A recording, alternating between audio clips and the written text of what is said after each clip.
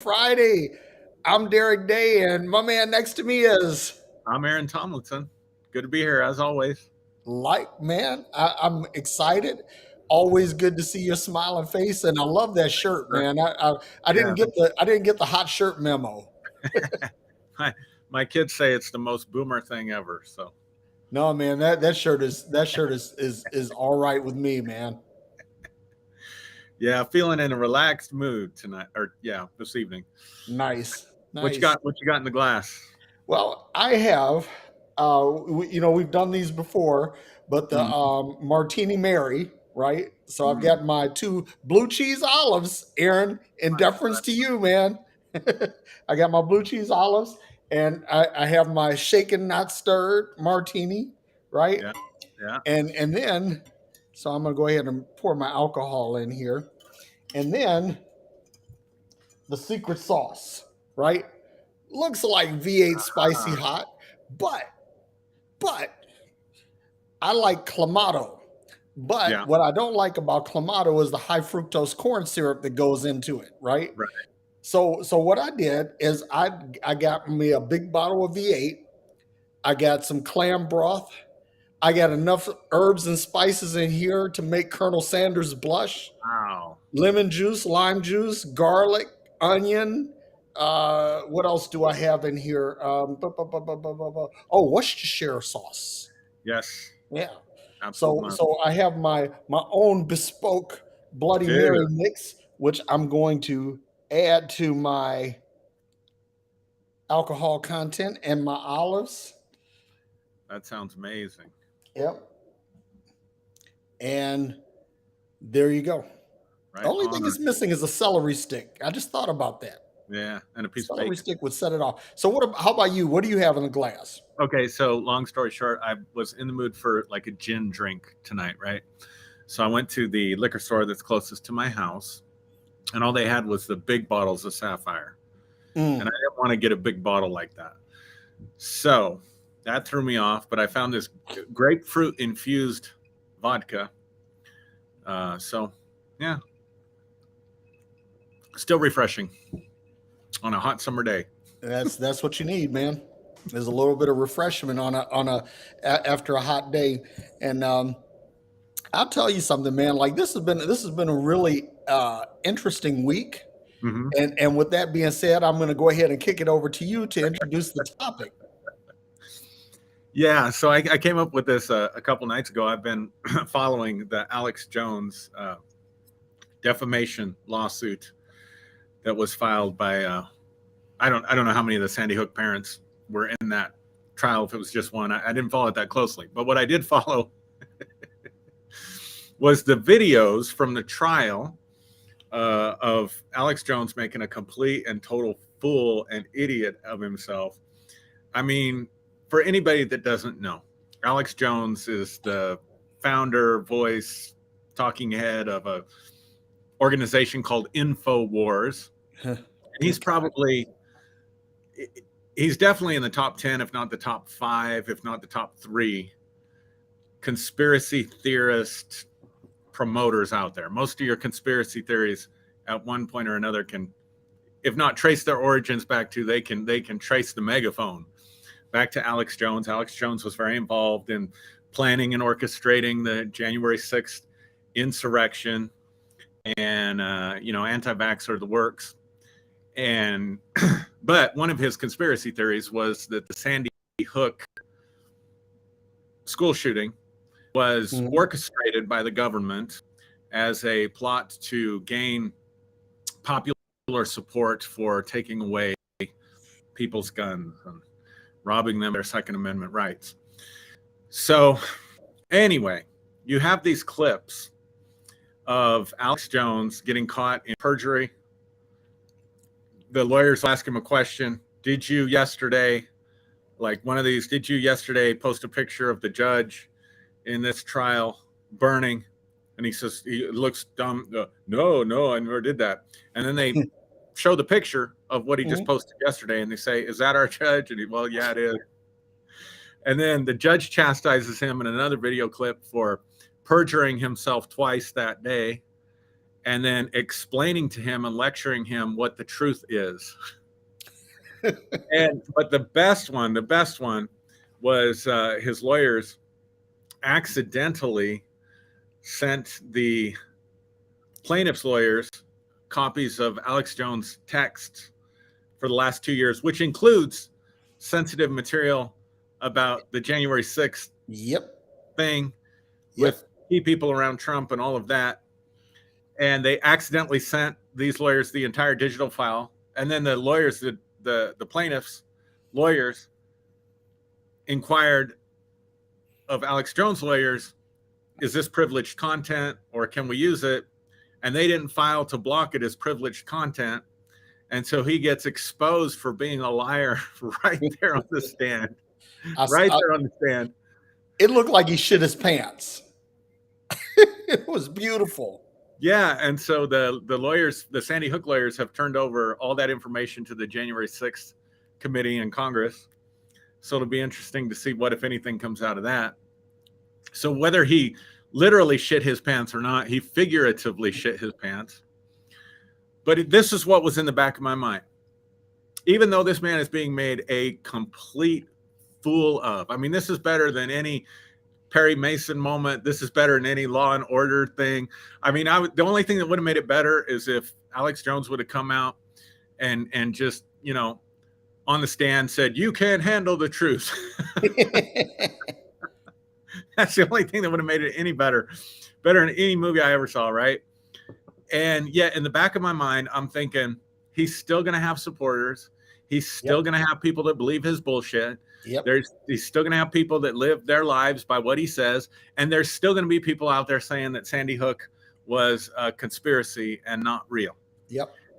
And so that got me asking the question, Derrick, what is it in us as human beings or in people that we will continue to believe a lie no matter how much evidence is put in front of us, no matter what our experience or our eyes tell us is truth, that we become so committed to a belief or so committed to an ideology or so committed to a person or a movement that we will continue to believe lies. So, for example, I know of people personally who lost loved ones to COVID who still think that COVID is total bullshit. I know I've seen videos and talked to medical professionals in the hospital that personally witnessed people dying of COVID in the hospital. And as they're dying, saying, "No, this isn't true. You're lying. I don't have COVID," to their last breath. So think about the level there. I mean, you're experiencing it. You're on death's door. You got nothing left to lose. I mean, if the truth isn't confronting you in that moment, I don't know. And yet you're still committed to believing the lie, right? We had a person locally who was organizing anti-vax rallies and things like this, ended up getting COVID, ended up in the hospital for like a month, ended up on a BiPAP machine. And at one point they were thinking about intubating her on a ventilator. And she gets out of the hospital and she posts a picture on social media of herself wearing the nose cannulas because she had to go home on oxygen. And she says, "Does anyone know a primary care provider in our city that will respect my stance on the vaccine?" That's insane. We've seen ample examples of this, right? So it just got my mind thinking, I don't have any great revelation on this. I don't have any great insight on this. I have some ideas, but I thought we could kick it around and just say, why do people, or why do we as human beings continue to believe bullshit when it's completely exposed as bullshit? So the topic or the question for this evening, why do people continue to believe lies even when the lies are proven to them, even when presented with evidence, solid, contrary evidence, deathbed evidence, that they believed a lie, yet they're still committed to it? So that's I'll pass it back to you. And Aaron, I'm glad that you did, because I have an answer. And I believe that it is, well, I won't say that it is the answer, because you have to walk this back a little bit further anthropologically, right? But first step back is Christianity. Okay. First step back is Christianity, because this is a belief system that you have to ingest without a shred of evidence. Mhm. And you have to believe that there's this great sky daddy who has your whole interest at heart, and his zombie son that basically died and was reborn to basically make you one of them. So in other words, you become a zombie like the rest, right? And it basically encourages you to vacate anything resembling intellectualism. It requires you to ignore evidence. And listen, when you go back and look at Christianity, you look at the Council of Nicaea, you look at the Council of Trent, you look at all of the different schisms, and you look at the how Bible texts, the various texts have been assembled, which none of the texts that comprise what we call the modern day translations of the Bible, none of them are original texts. They're all copies of copies of copies, which is like the world's greatest telephone game. And people believe this. So here's the thing, man, is that if you think about it, religion has been setting humanity up to believe absurdities for 2,000 years. That's my theory. That's my theory. And on that, I'm going to kick it back to you, man. Well, okay, so you know me, I'm always taking it a little deeper. So what is it in us then that Well, that's causes the us thing. to That's why I believe? said, like, you got to walk it back a step further, Yeah, yeah, yeah, because yeah. now we've gotten to a systematic component, but that doesn't deal with the actual pathology, right? Yeah, So yeah. so so Dr. Aaron, please continue the autopsy. We could start at the Y incision. So here's my thoughts on it. And this is going to get into authoritarianism. And this is really, it's at the end of the day, it's going to come back for me back to evolution. But I'm going to throw out some thoughts. I was doing a little bit of research on this topic, just asking myself this question. And there was a guy. Now I don't know how credible of a study this is, because to me it's not something I would hang my hat on. But there was a psychologist that did a experiment, and he was trying to identify how many bytes of information could be stored in the human memory, and using the same formula, whatever, that's used in computers, right? Or that's used in technology. Yeah. And so what he did was he did an experiment where he showed people pictures, and then would ask them to recall what they saw in the pictures. And then he would take that data and break it down and then extrapolate it over a 70-year time period. Now, I didn't read the study myself. I was just reading an article, or actually I heard a TED Talk, I think, a 15-minute TED Talk, that I looked up, why do people believe lies? But he's talking about this study, and he said that this guy's conclusion was that the average human being over a 70-year time span can hold 1 gigabyte of memory. Wow. That's not a lot. No. I mean, my phone's got, 260 gigabytes or something like that? Yeah. Right. But it got me thinking about this, that how dependent we are on other people for information. If you think about it, all information is a social phenomenon. From learning to speak English, which my parents were speaking, and taking classes from teachers. And so I got to thinking about all this stuff that I can't possibly know all the ins and outs of. So, for example, I don't know the first thing about the military and how it operates, because I was never in the military. I'm going to hat tip some of your expertise here. Okay. I don't have the first clue about information systems, not the first clue. I barely know how to. I got straight A's all the way through college. I got 1B. Derrick. Guess what class that was in? Computer basics. Oh, okay. And I'm talking learning how to use Microsoft Word, learning how to use spreadsheets. At that time, learning how to use PowerPoint. This was back in the 2000s, before 2010. Yeah. So I don't know the first thing about information technology. Yet I use my computer, I use technology every day. I don't know the first thing about cars. I use my car every day. I don't know how to build one. I don't know how it works. I don't know how to fix it. I barely know how to change the oil in it. And I don't even do that. I pay somebody else to do it. And so it just got me thinking about how little we actually know and how much we depend on society to function. Yeah. And so that's the first point. Second point is, I know as a psychologist, we like simplicity. If my brain can only hold, let's just suppose that guy's right. I don't know that he is, but let's say he's right. Throughout my entire lifetime, I can only hold 1 gigabyte of information in my memory. Then simplicity serves me. Yeah. I don't need to know all those complexities because that's taking up storage space, right? Yep. Yep. So that brings us back to what's important to us. So I am going to remember what's important to me.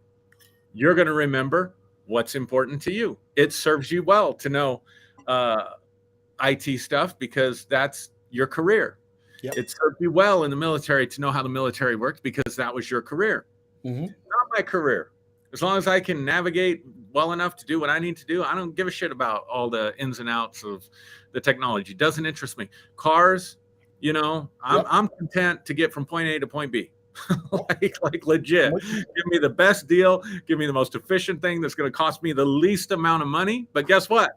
How do I know what's going to be the best deal, what's going to be efficient, and what's going to cost me the least amount of money? I have a friend like you that I can call up and say, hey, Derrick, right. What do you think about this? So you see what I'm saying? Yep. So there's a whole social dynamic that's involved in our beliefs that I'm not sure we account for all the time. Oh, and the bigger point I'm trying to make, it's what's important to us. So, for example, you and I both know people who have made their bones writing, preaching, teaching religious doctrines, right? Yep. That's how they feed their family. That's how they get power and influence in society and in the culture. So it does not serve them, even if they're presented with facts that what they're teaching is bullshit. They've made their identity, their bones, all their social capital, all their actual capital is coming from that. So at the end of the day, it comes down to evolutionary needs. It comes down to survival and status within the tribe being more important than the actual truth. That's my theory on it. Well, we did a show, and I think this was almost 2 years ago, Aaron. We talked about the need to be right, and why this is so important to people. And I think that this whole belief of lies, it stems from that belief to be right. But there's also another component to that, and that's the need to be accepted, right? So you have this group think, and we talked about that before. That creates this this group mentality that, okay, because there are some people that listen to Alex Jones, right? Mm-hmm. And they know that what they just heard was bullshit. But because his brand of bullshit is so pervasive and so accepted among others, right? That people will dismiss what they know to be true, what they know to be right, in order to be accepted. So there are two things. One is that people believe lies because basically, there's a truth that says that that a comforting lie is more readily accepted than a discomforting truth. And we see that. I mean, we see that unpacking on a day-to-day basis now. But people get so caught up in this thing where, okay, I have to rail against this particular ideology because all of my friends, all of my family, my boss, my coworkers are all saying that this is anti-American. That this is so now I know I can look at this and with every reasonable faculty in my mind, I know that what I just heard from Alex Jones is absolute utter bullshit. Tucker Carlson, insert your favorite talking head here.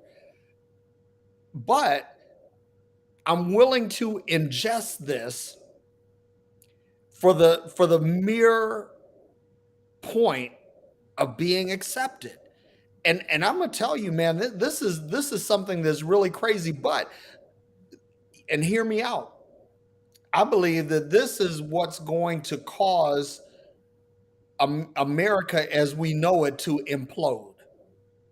Because in order for the American experiment, the democratic experiment that was written so eloquently about by people like Alexis de Tocqueville, in order for this to survive, there has to be some prevailing truth and some prevailing good.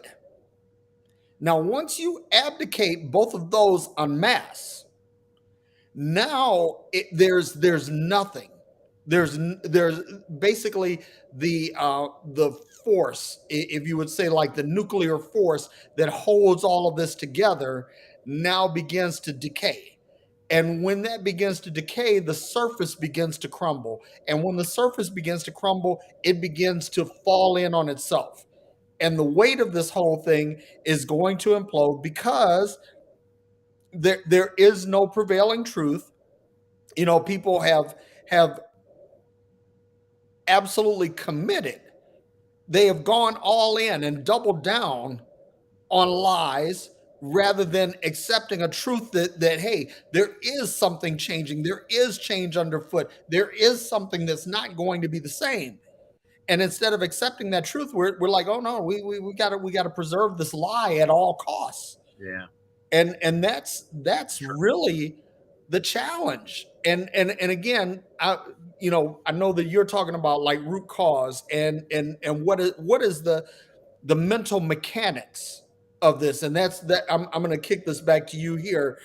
What the mental mechanics of why the lie must be believed. But again, for me, the conditioning begins with religion. Religion is the best conditioning tool, and in America, it's Christianity.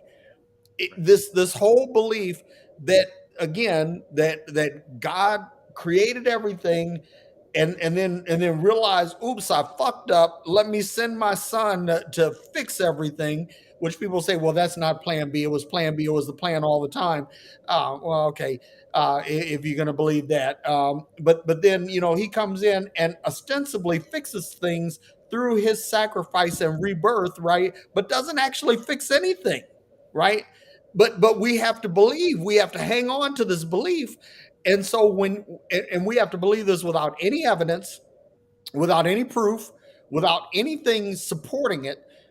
And so when somebody like Alex Jones or Tucker Carlson, when they come, or Donald Trump, and they come up and they present the great lie, it's easy to swallow because this is what we've been conditioned to do.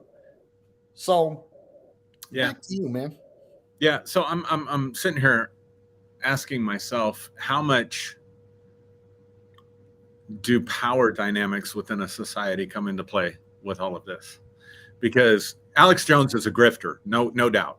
He Yep. knows exactly what he's doing. He knows it's all bullshit. He knows he's putting out this false persona, and it's all about acquiring resources at all costs. He doesn't give Yep. a shit.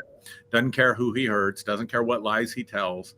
And my point being about, he's still gonna have people following him. He's already started a fund to help pay his legal fees. I mean, you got Donald Trump, who's told how many verifiable lies. Do you remember the number?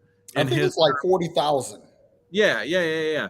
And yet there are people dressed in clown outfits with stars and stripes at his rallies every week that say, I only believe the truth that Donald Trump says, right? So in 2016, roundabout, I came across, I'm a psychology person. So I was reading Carl Jung's works, and Carl Jung has a book out there called The Undiscovered Self. And he predicts in the 1930s, or whenever he wrote that book, he basically predicts an Adolf Hitler. But these were the conditions that he said needed to happen. That people needed to, that it was based on power dynamics, that people needed to feel oppressed, they needed to feel weak, they needed to feel, in other words, what he's saying is that the modern man had lost their soul. And that they basically felt powerless. And so what they're looking for then, if you can convince, so all right, let me back up. Let me start over. let me start over. Let me do it this way. Religion, conspiracy theories, and politics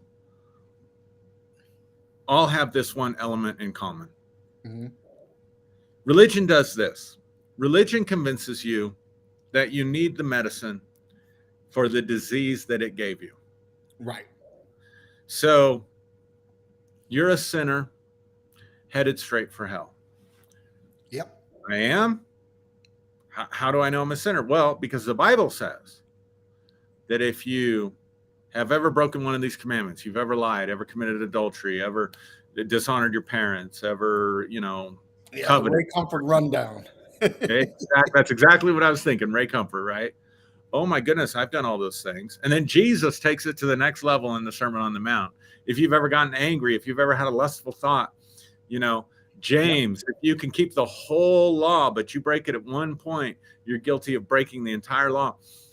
St. Augustine and St. Paul, original sin, you were born rotten to the core because of who you were born to. You're a rotten race. You're an alienated race. You're ungodly. Your righteousness is as filthy rags. Now, if I start believing all that stuff, if I buy into all that stuff, now I need a solution for it because I have no power, because I'm rotten to the core, because I'm a piece of shit, basically. Right. Then I need something outside myself to deliver me from my situation, to save me from my terrible fate. And here comes the Savior, Jesus Christ, right?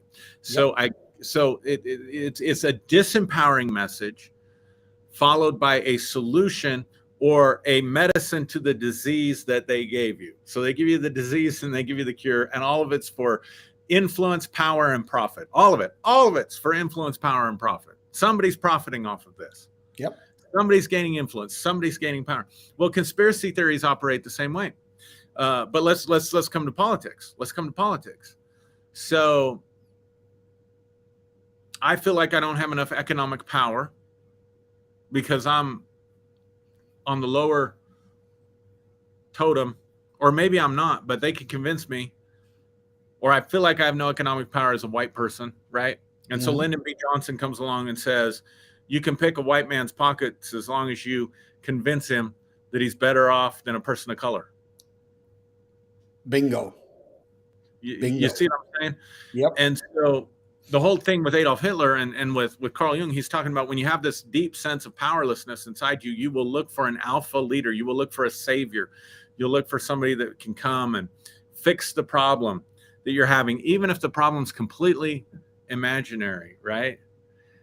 And so Germany suffered a humiliating defeat on the world stage. Yep. Economically, they were suffering. They felt like they had no power. And here comes the Nazi Party and Adolf Hitler. Donald Trump, convincing people. This is the grift of the Republican Party, convincing them that socialism is bad, that socialism and communism are the same thing, and that all the liberals and Democrats are socialists, and there is this agenda to take away your freedoms. In other words, to disempower you. But I'm the great savior. I'm the only one that can fix the problem. I'm the only one that can make America great again, right? Yep. So again, it goes back to, for me, it goes back to these sort of really just fucking like we're animals, like this basic evolutionary need to survive and need for status within the group in order to survive. And it appeals to our basest instincts as animals. And that trumps truth and facts every time. And that's really what it is. And if you think about it, like the Nazis, you know, you had Joseph Goebbels, and man, I'm going to tell you something. I could call off Nazis like, you know, like from memory. Hermann Goering and Heinrich Himmler and Albert Speer, and I know the histories of all of these guys, but Joseph Goebbels was unique in the whole Nazi universe because this guy is the guy. He was the true believer, and the true believer is the guy that parrots the party line, irrespective of what you know truth to be. And what Goebbels said, he said, if you tell the biggest lie possible, tell it often, tell it passionately, tell it vociferously, tell it frequently, that eventually the people will accept it as truth. Yeah. And this was so amazingly accurate that I remember I saw a film of people where the Allies were taking German citizens through tours of concentration camps, and they were showing them where how these doctors had paperweights made of people's organs, that they had lampshades made of human skin, and the Germans that were going through this, they were weeping. They were weeping because they knew that something evil was going on, but they had to believe, because they had to believe in this German this concept of Lebensraum and the Aryan superiority and all of these things. And people they had to believe because everybody was believing, everybody's doing it, and this is the whole lemming mentality, right? That people, that jumping off a cliff is wrong. That jumping to that there's certain death at the end of this, but you do it because this is what we've always done. This is what Yeah. we've been conditioned to do. And so uh, it's funny how Ivana Trump, Trump's ex-wife, Right. had said that he kept a copy or copies of Hitler's books on his bedside. This guy understood what Hitler was doing, and what Trump did was insidiously smart. Because basically they took the Nazi playbook. And then they went back. It's like how you're a football player, right? You go back and you watch film on Monday, right? You're watching film to see, okay, what did we do? What plays worked well and which ones didn't, right? They went back and ran the entire Nazi playbook, and through the use of technology. See, this is the thing why technology is such a powerful enabler, because they're able to look at all of this in granular detail and say, okay, where did these guys fuck up? Where did they go wrong? And you know what? I think it's so funny. Like I used to listen to Limbaugh. I it's a horrible confession, but I did too. Yeah. so Every day. but Limbaugh said that when Bill Clinton and Hillary were in the White House, they said that they believe that communists were really good people, or they had really good ideas, just the wrong people, right? But what Limbaugh was doing, he was telling on himself, right? That basically they believed that the Nazis had all the right answers, it was just the wrong people. So you bring in Donald Trump, somebody who's going to ostensibly speak truth to power, because the whole right wing apparatus is geared around the liberals have all the power. And they're going to run us out of our way of life. They're going to Exactly. destroy America and reframe it in their image. And this is going to be a socialist utopia. And never mind that there is so much socialism that goes on in this country anyway. Yep. And that's the thing. It was like, people are caught up. Not got caught up. They are caught up, and here's the thing. I'm not gonna place this squarely on conservatives because there are liberal lies, Of right? course. And the people who believe in liberal lies are just as bad as the conservatives. The thing is that the only cure for this is to know that there is no single ideology, there is no single belief, there is no single religion, there is no single politic that contains absolute truth. That in order to get to absolute truth, you're going to have to bring disparate pieces to the table. Mm-hmm. Okay, anyway. Yeah, no, so here's my response to that. So again, going back to the power dynamics or convincing people that they don't have power. Like Christians are convinced they're persecuted in this country. Mm-hmm. It's not true, but they're convinced that it's true. Right.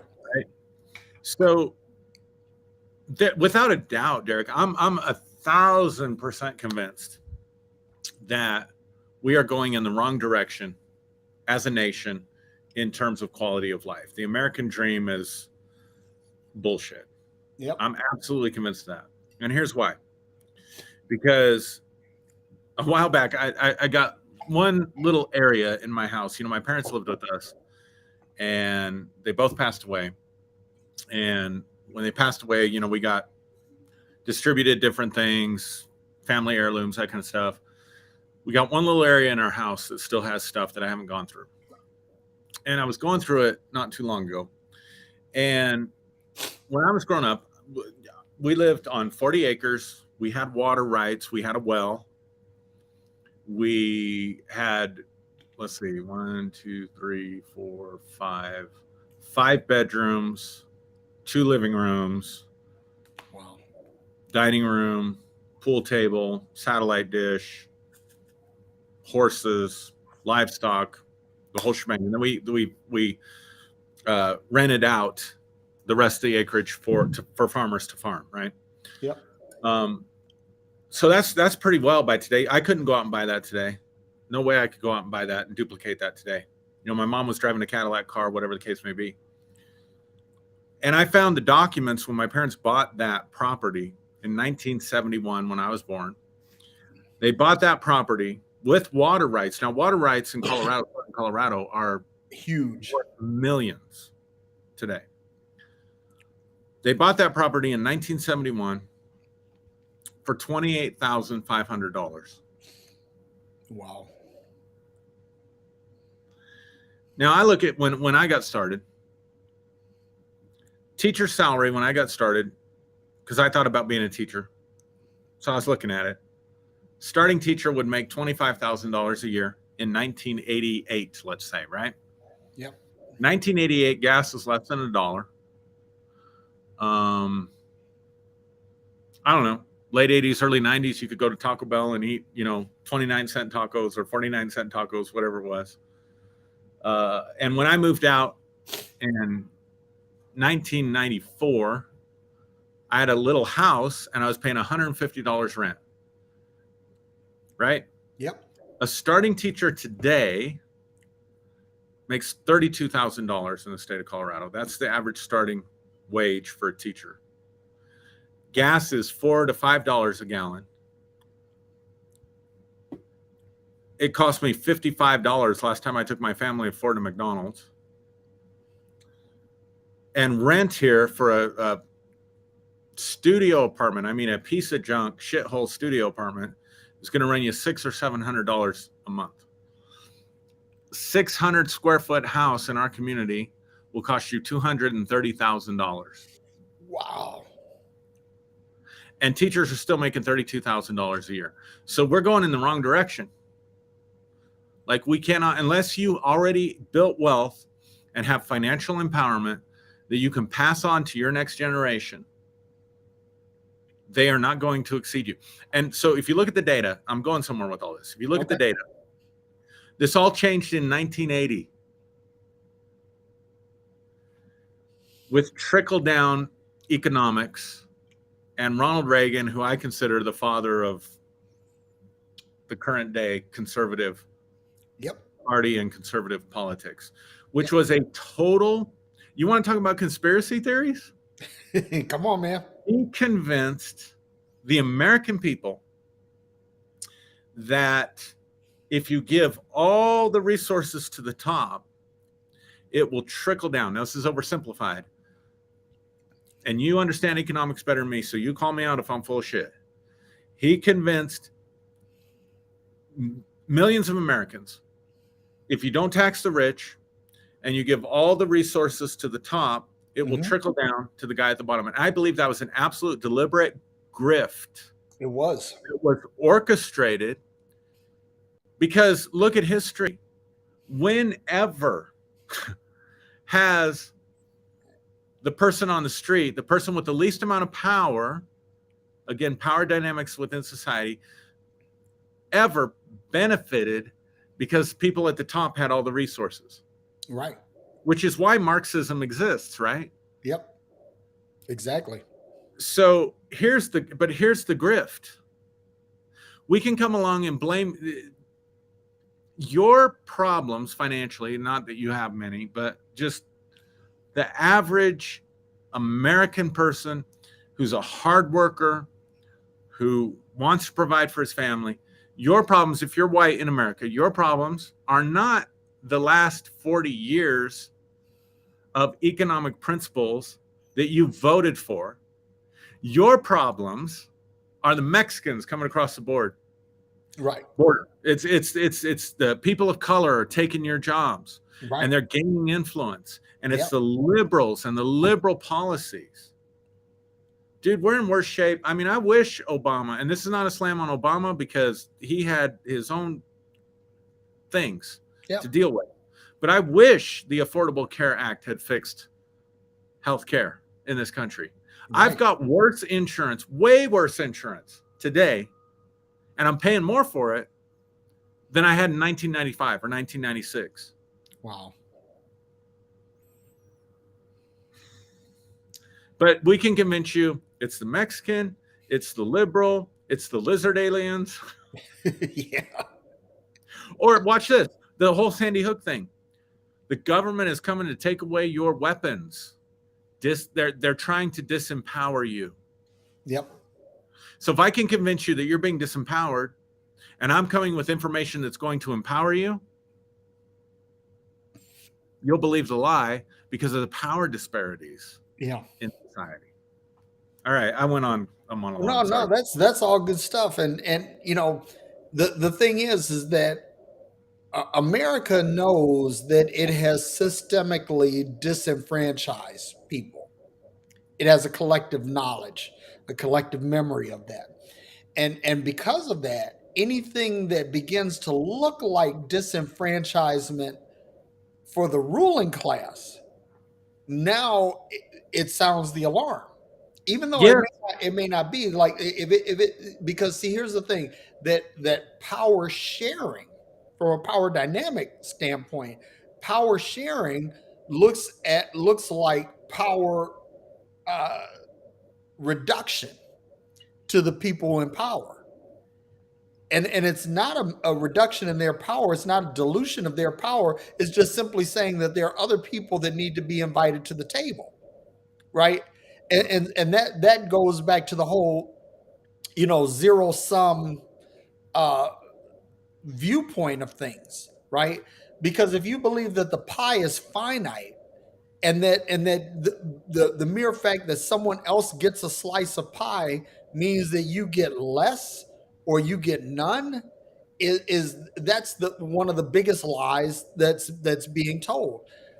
And And then the other thing too is that I always talk about this, that uh, race as a construct is actually a very American thing, because when immigrants came to the U.S., and this is why people are able to use the Irish argument. Well, there were Irish slaves or Irish indentured servants, and there absolutely were. And most, there were only a handful of black slaves to begin with. Most blacks were indentured servants as well. But what happened is that when labor is abused by the capitalists, there is typically a revolt. And what happened was there was this joint revolt of indentured servants and slaves that revolted against the power brokers. And so what the power brokers did is they went to all of the white people that didn't own much property, didn't have much social standing, and said, listen, you're white, so therefore you have a position of privilege here. And that if you just work hard enough, you can have slaves and land like I do. Yeah. And see, that's you were talking about the American dream, and that is how, like, the American dream is a big lie, because the reality is that only a handful of people.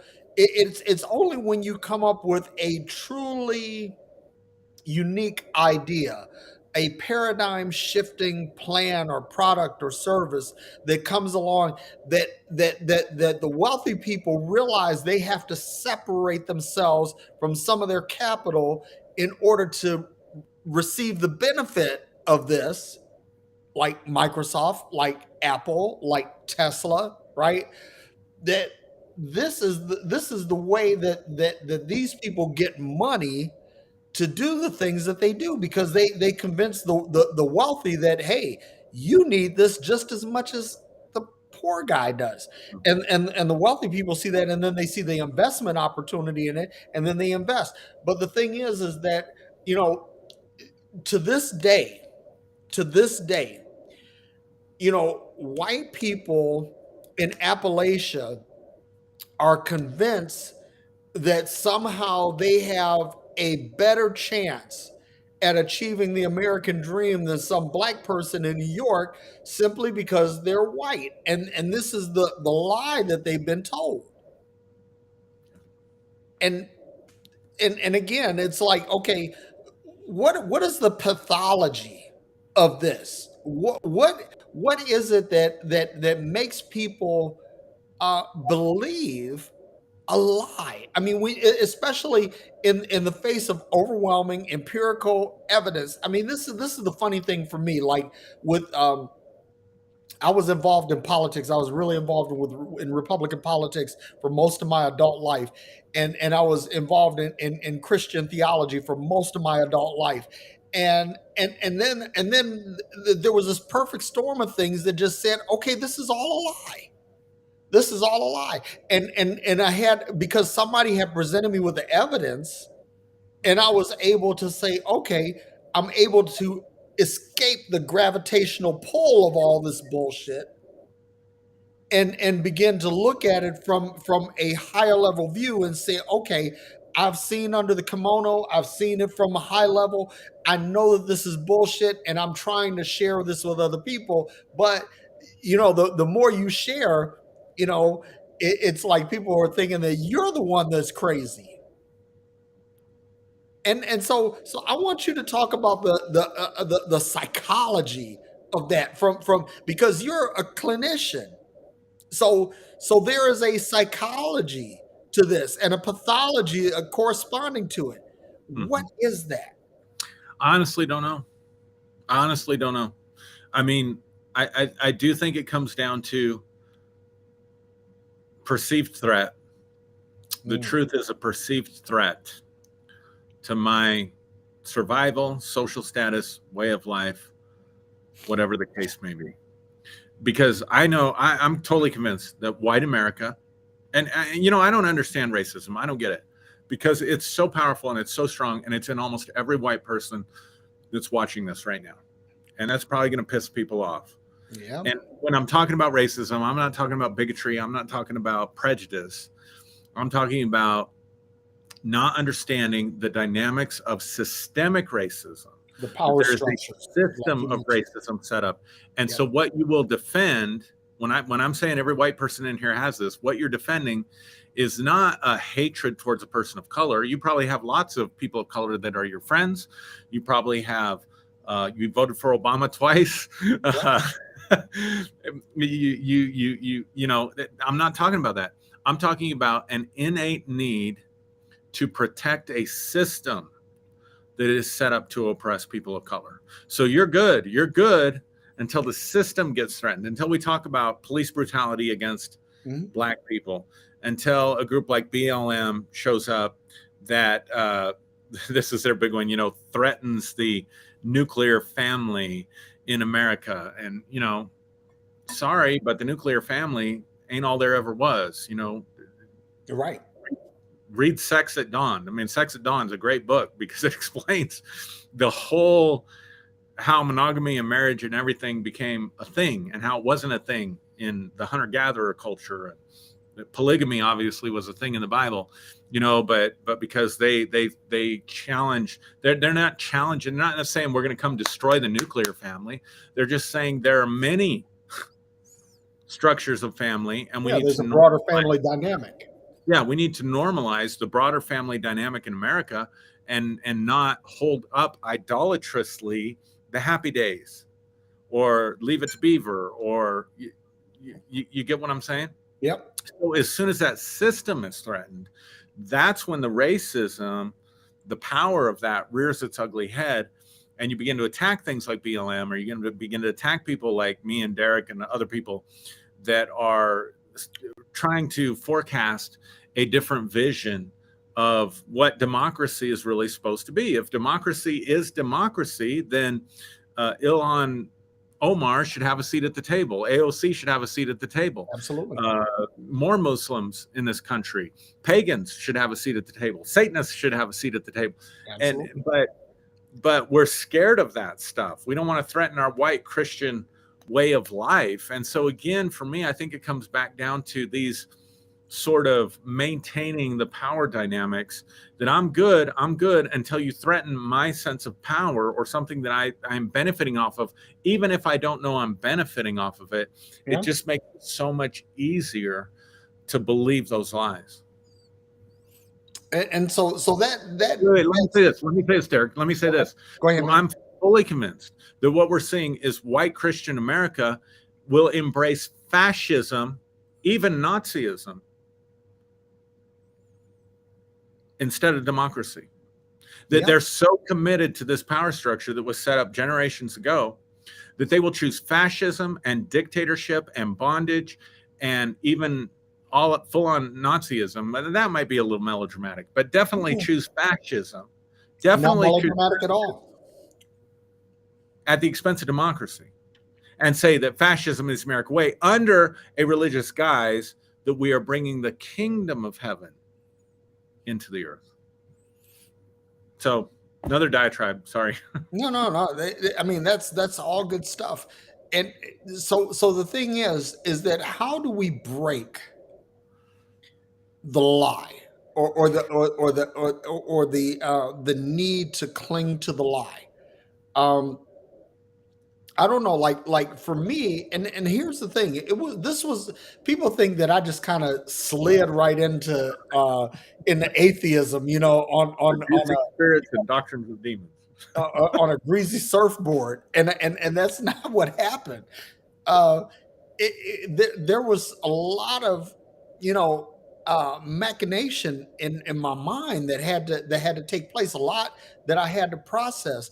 And this is the thing that I think that people have to learn, that intellectual maturity is being able to hold a thought that I deeply believe in and a thought that I deeply oppose at the same time, and be able to determine what is the best based on the evidence. Mhm. And this is why, because people ask me, they said, why do you rail against religion so hard? Why do you rail against Christianity so hard? Because at the end of the day, you have to be able to hold a thought that runs really absolutely contrary to your Christian thinking. Or if you're a Republican, or if you're a Democrat, or if you're a socialist, or if you're a Nazi, that whatever it is, that you have to be able to entertain an opposing thought and be able to defend internally, not externally. Because see, this is where people mess it up. They feel like they have to defend their ideology outwardly, but they're not defending it inwardly. Because most people, if they try to defend their ideological viewpoint internally, they would jettison most of what they believe. And this is anybody. The reality is that we hold on to things because we're talking about them openly and publicly, and I don't want to be seen as the one who's wrong. I don't want to be on the wrong side of history. So I'm going So, to defend this against anything that I know is right. yeah. So the thing that I say is, I start with, because to me, religion is a source of this. I've already deconstructed politically, and and but religion is different. It's like, because people not only stake their natural existence on this, but their eternal Oof. existence on it. Mm. And so, because this is really like, this is something that goes beyond, I find it funny. I'll be 60 years old in a little over a week. And I'm excited about that, for some strange reason. But the funny thing is that I see people at my age, they're all, listen, I know some people that raised some hell.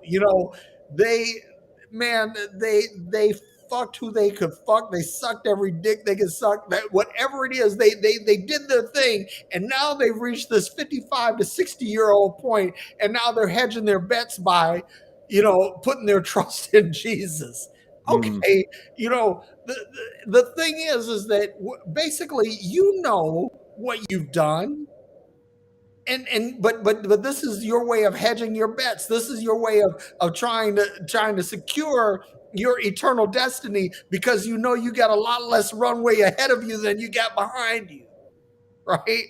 So the thing is that now, society has created this thing that you can cling to, that you can just wash away the entire past and never have to deal with that. Well, let me tell you something. This is the truth, right? That, when I was young, when I was a young Navy man, I was a two-fisted drinker. I drank like a fish. Now, I ran like 5 miles a day, and but I ate like shit, and I drank like a fish. And listen, my 60-year-old self, there is a reckoning for that. There are health things that I deal with because of the things that I did in my past. I don't care how much Jesus or how much God you have, it's not going to erase all of that. You fucked around and got herpes, guess what? This is going to be a part of your future, right? And so the thing is that you have to realize that, okay, there is no hedging your bets. There is no washing away the sins of your past.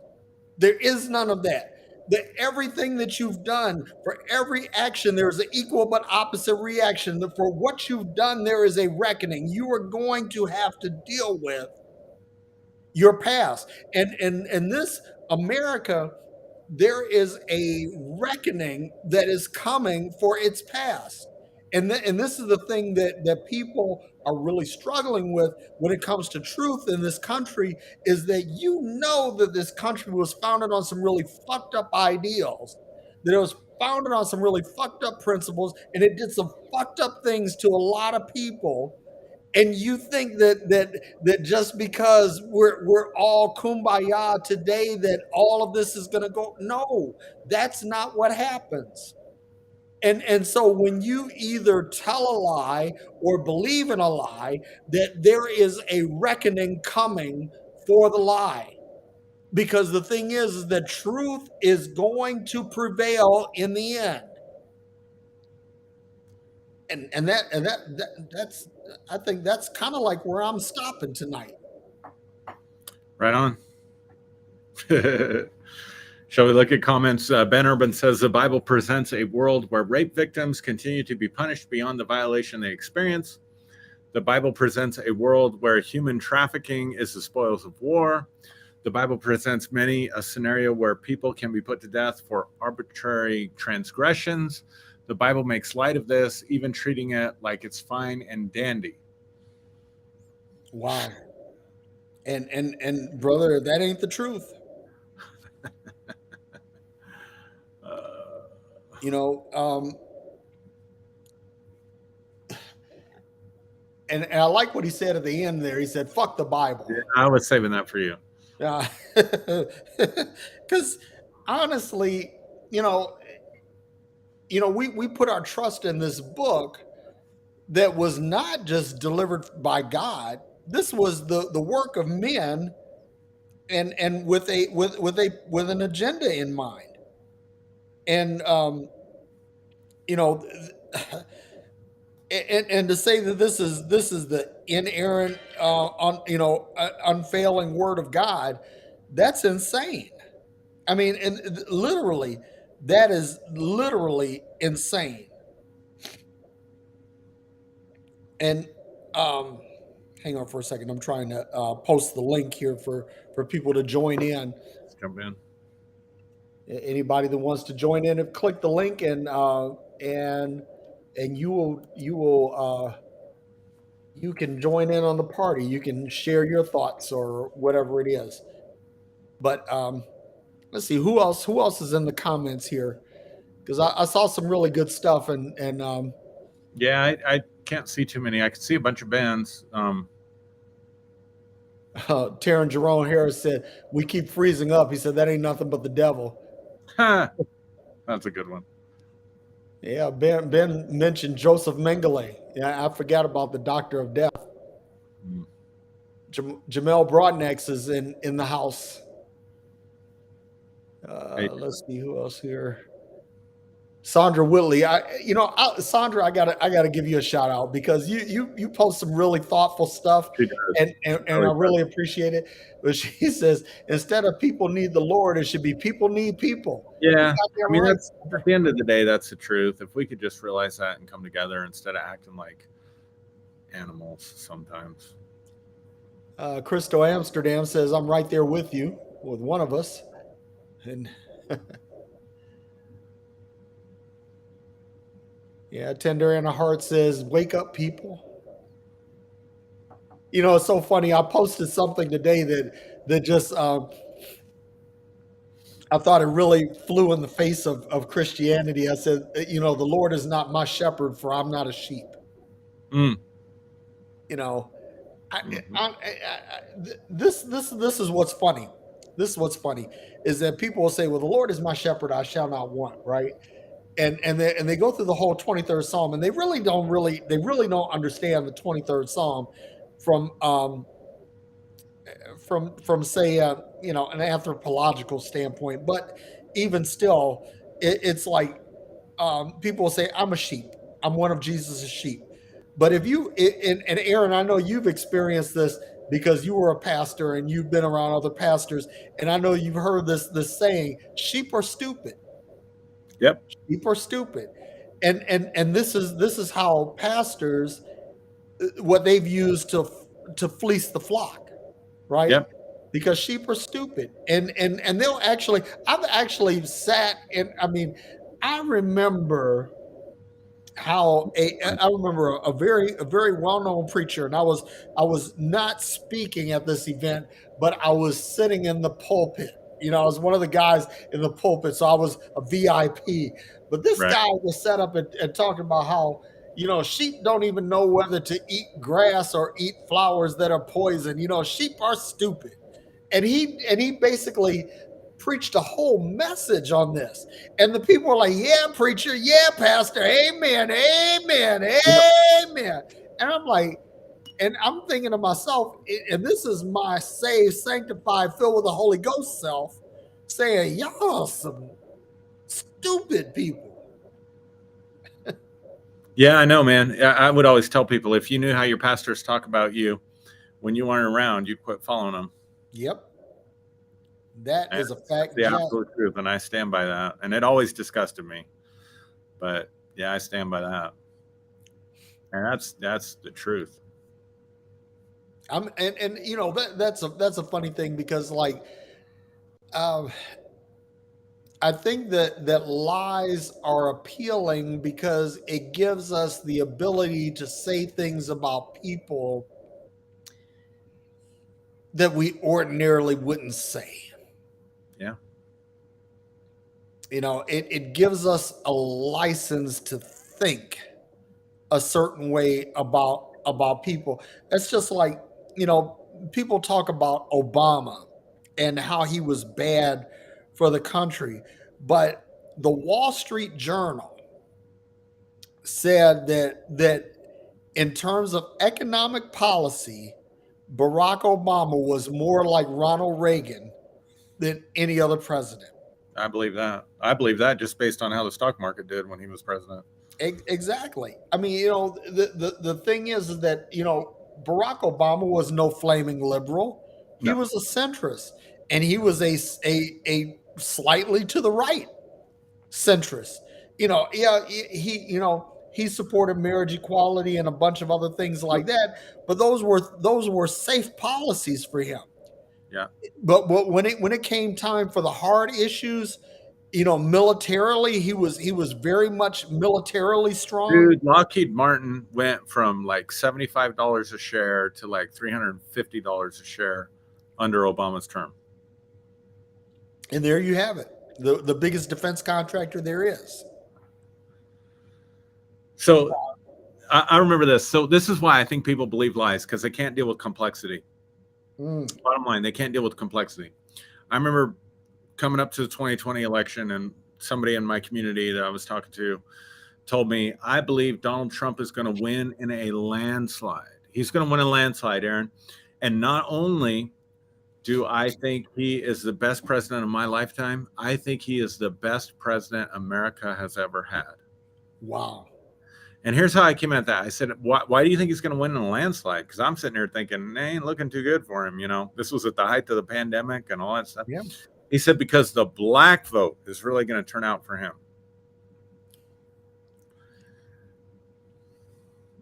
I said, okay. But Aaron, this is a funny thing. My friend Keenan Davis, which we're going to need to have Keenan on one Friday as a guest, but Keenan had said prior to the election, he said that Donald Trump will carry 25% of the black male vote. And when he said that, I said, that's bullshit, man. You crazy.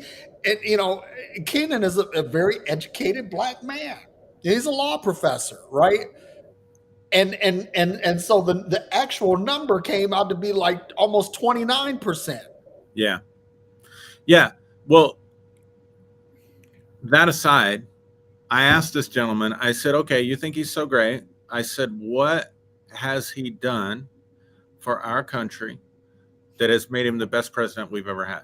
I mean, you're comparing him to Abraham Lincoln, George Washington, FDR. Like, what has he done? JFK? And he said, well, it's the economy. I said, really? I said, what legislation has he introduced or passed that benefited our economy? I can point to things that Barack Obama did, Hmm? you know, and I mentioned a few things that my 1 gigabyte of memory can't remember at the moment. You need to upgrade, man. And when I started asking for information about the complexities of the situation, he looked at me and said, well, Aaron, I really don't know. Yeah. And I'm like, but 2 minutes ago, you said he's the best president we ever had. But So once you drilled into the complexity, it's this inability to deal with complexity and wanting the simple answers and wanting to feel good is why I think people believe lies. and let me tell you this, right? Because I'm I'm in the top 5% in terms of income earners, Right. right? So his taxation policies benefited me and my family immediately. Mm-hmm. It benefited us, but I'm not so shallow as to believe that what benefits me personally is a benefit to the entire country. Let me just say, this did not benefit that person that I was talking to. Those tax breaks did not benefit this person. But people can say the economy's strong. They don't even know what the indicators of a strong economy is. If I were to ask this person, what are the indicators of a strong economy? They couldn't even tell me what those indicators are, nor could they tell me how those indicators benefit or detract from their lives. So that's the last thing I'm going to say. It looks like nobody else is going to. What's that? The conclusion of the matter is thus. At the end of the day, thus saith Aaron. And that's all that matters, man. What does Aaron say? We need bracelets to say WWAD. What would Aaron do?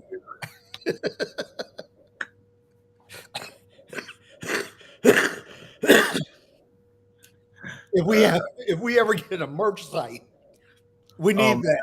Yes, sir. We need that. What would Aaron do? Right. So anyway, man, I got nothing else. You got anything else? I got nothing else, man. Well, as we ride off into the sunset, what do you say, man?